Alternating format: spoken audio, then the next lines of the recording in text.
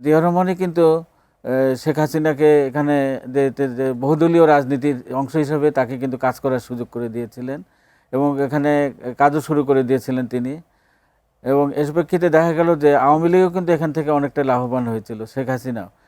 কারণ একটা এখানে বিষয় চলে আসে যে জাতির অনেকেই আমরা অনেকেই মনে করি, সন্দেহ করি, কারণ ওই সময় প্রথম যে খবরটা কিন্তু তিনি অনেক আগে পেয়েছিলেন, যে অন্যান্যরা জানার আগে তিনি কিভাবে তার কাছে খবরটা চলে গেল যে জিয়া রহমানকে শেখ হাসিনা শেখ হাসিনা পেয়েছিলেন। এবং তিনি হত্যাকাণ্ডের খবর পাওয়ার সঙ্গে সঙ্গে কিন্তু তিনি ভারতের উদ্দেশ্যে একটা সীমান্তের দিকে চলে গিয়েছিলেন, যে সীমান্ত এলাকা দিয়ে পালিয়ে যাওয়ার একটা চেষ্টা করেছিলেন।